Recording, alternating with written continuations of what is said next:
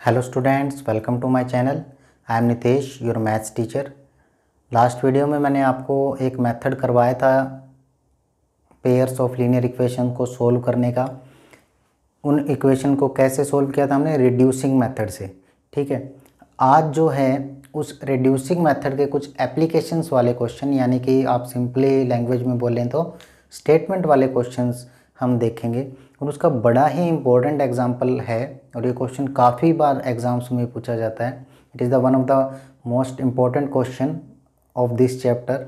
तो इसको आपको बड़े ध्यान से समझना है। ठीक है, तो चलिए शुरू करते हैं। क्वेश्चन कुछ ऐसे है, ए बोट गोज़ 30 किलोमीटर अपस्ट्रीम। मतलब कि एक जो बोट है वो स्ट्रीम के अप स्ट्रीम गया, वो 30 किलोमीटर चला और 44 किलोमीटर डाउन स्ट्रीम, यानी कि बहाव के साथ। ठीक है, इन 10 आवर्स में, इन 13 hours it can go 40 kilometre upstream. वो स्ट्रीम के अपवर्ड यानी कि बिल्कुल बहाव के विपरीत जो है कितने चला 40 kilometre and 55 kilometre downstream. 55 kilometre चला downstream. Determine the speed of the stream. हमें स्पीड बतानी है स्ट्रीम की और बोट की स्पीड बतानी है स्टिल वाटर में। ठीक है, तो इस चीज़ को ध्यान रखना। अपस्ट्रीम और डाउनस्ट्रीम। अपस्ट्रीम मतलब बहाव के विपरीत और डाउनस्ट्रीम मतलब बहाव के साथ। ठीक है, तो सबसे पहले हम क्या करेंगे इसके अंदर, speed of stream and speed of still water जो हमें निकालनी है उसी को ही एज्यूम कर लेंगे। ठीक है, एज्यूम कर लेंगे। तो सबसे पहले मैंने क्या किया, let speed of the boat in still water. ठीक है, speed of the boat in still water मैंने कितना मान लिया, x किलोमीटर पर आवर। ठीक है, क्योंकि ये किलोमीटर में है तो मैंने किलोमीटर पर आवर में ही ले लिया इसको। ठीक है, और speed of the boat in speed of the stream ले लेते हैं, स्पीड ऑफ द स्ट्रीम, क्योंकि जो हमें निकालना होता है उसी को ही हम एज्यूम कर लेते हैं y किलोमीटर पर आवर। ठीक है, ये है स्टिल वाटर में और स्ट्रीम में। ठीक है, अब इससे कंक्लूजन निकलता है। कंक्लूजन क्या निकलता है कि जब हम अपस्ट्रीम में होंगे तो क्या स्पीड होगी और डाउनस्ट्रीम में होंगे तो क्या स्पीड होगी। देखिए, speed of boat in upstream. ठीक है, अपस्ट्रीम में जब होगा तो उसकी क्या स्पीड आएगी, मान लिया वो स्टिल वाटर है और स्टिल वाटर में जब वो विपरीत में जाएगी तो वो माइनस होगा। तो स्टिल वाटर में से हमने स्ट्रीम की ये माइनस कर दी। ठीक है, सिंपली अगर ना समझ में आए तो माइनस वहाँ करेंगे जब अपस्ट्रीम ज़्यादा, मतलब अपस्ट्रीम का मतलब क्या था, बहाव के विपरीत। अब विपरीत में होगा तो ज़्यादा जोर लगेगा, ज़्यादा जोर लगेगा तो एनर्जी कंज्यूम होगी, एनर्जी कंज्यूम होगी इसलिए माइनस होगा।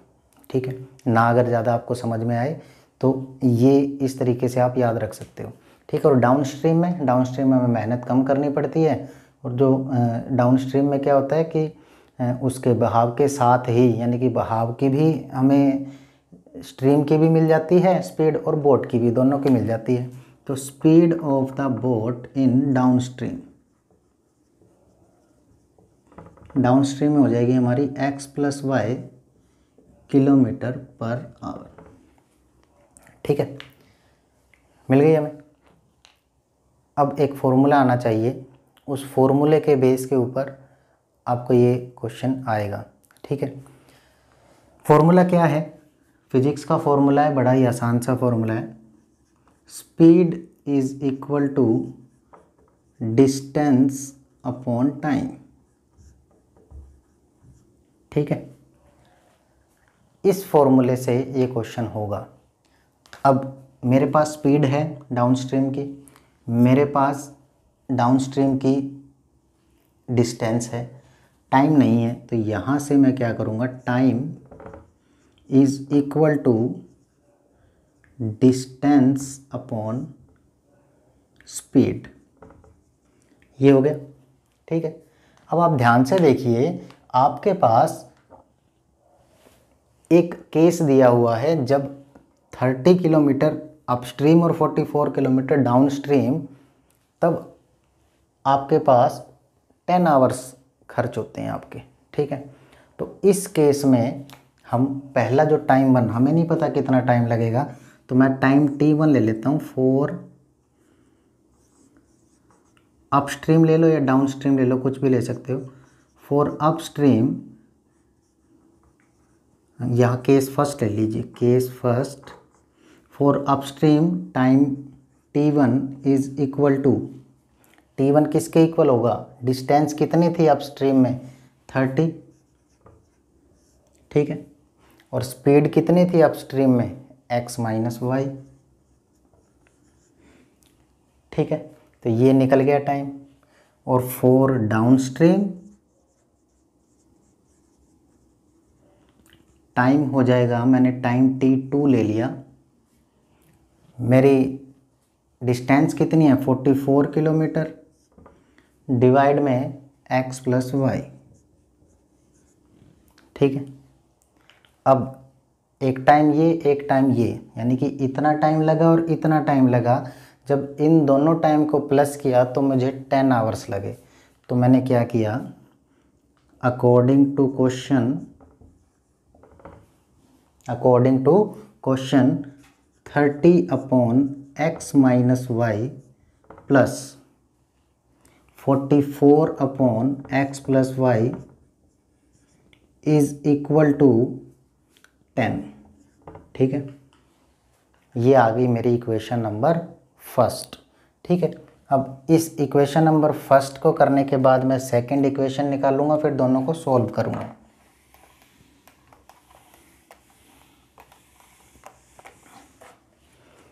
तो केस सेकंड जो बनेगा मेरा, केस सेकंड में आपको ये ज़्यादा कुछ करने की ज़रूरत नहीं है, सीधा according to question, case two according to question, ठीक है। क्या आपकी बनेगी अपस्ट्रीम में 40, तो 40 upon x minus Y, downstream में 55, यानी कि 55 upon x plus Y is equal to 13। Total 13 hours लग रहे हैं, ठीक है।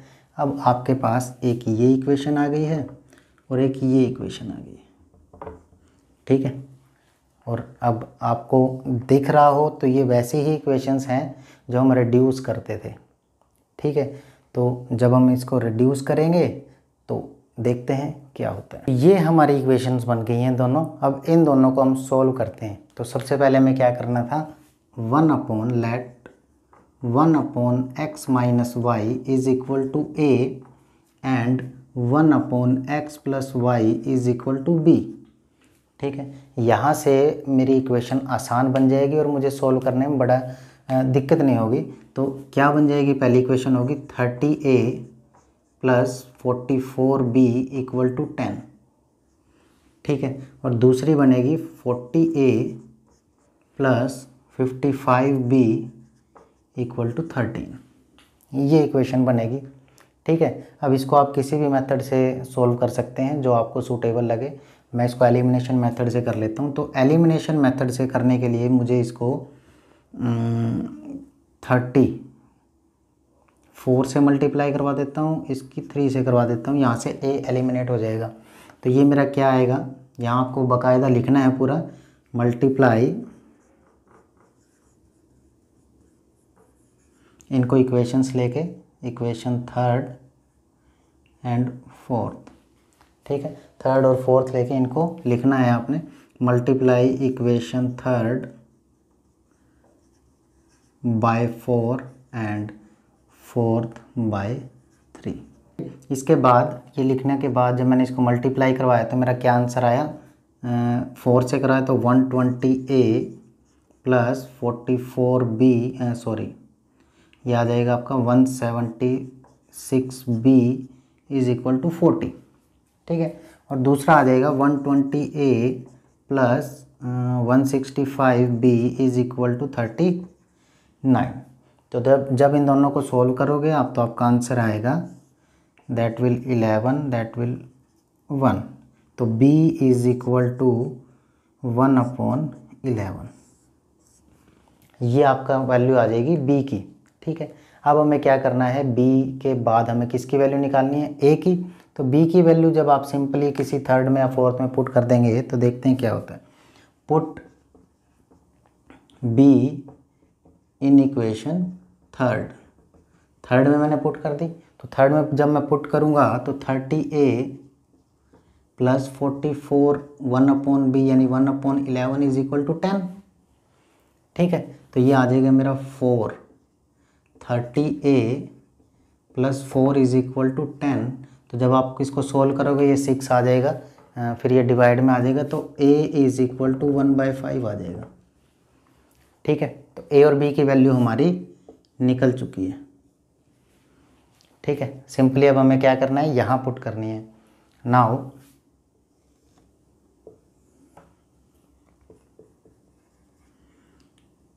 1/x minus Y is equal to a and that will equal to 1/5। ठीक है, तो ये क्या आ जाएगा मेरा x minus Y is equal to 5। जब आप इन दोनों को इक्वेट करेंगे तो ये इक्वेशन बनेगी, और जब मैं 1/11 को इसके इक्वेट करूँगा तो ये मेरी दूसरी इक्वेशन बन जाएगी x plus Y is equal to 11। ठीक है, अब देखिए इस क्वेश्चन में डबल मेहनत है हमारी। क्या मेहनत है, पहले हमें इसको इस तरीके से सोल्व करना है, a और b की वैल्यू निकालनी है, और a और b की वैल्यू निकालने के बाद मेरी फिर से ये वैल्यूज़ आ गई हैं, यानी कि इक्वेशंस बन गई हैं। अब मुझे x और y के लिए फिर से सोल्व करना पड़ेगा इसको। तो जब मैं इसको सोल्व करूँगा तो सिंपली जब मैंने इसको सोल्व किया that will equal to 2x 16 x is equal to 8। तो x की वैल्यू 8 आ गई। ठीक है, अब x की वैल्यू 8 मैंने जब इसके अंदर पुट की तो y की वैल्यू कितनी आ जाएगी, y इज इक्वल टू 3। ठीक है, तो ये आएगी आपकी वैल्यू। अब इतना करने के बाद अब आपको ध्यान हो, स्टार्टिंग में मैंने x क्या मानना था, मैंने x मानना था स्पीड ऑफ द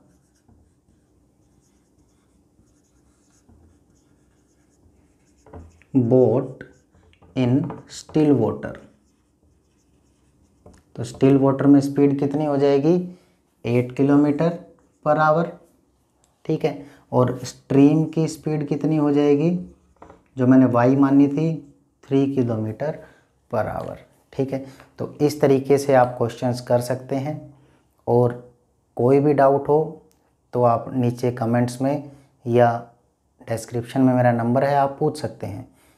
ठीक है, वीडियो के एंड में अब मैं आपको क्वेश्चंस दे रहा हूँ इसी बिहाफ पे, और इन क्वेश्चंस में कोई भी डाउट अगर आपको लगे कहीं पर भी आए तो आप संपर्क कर सकते हैं।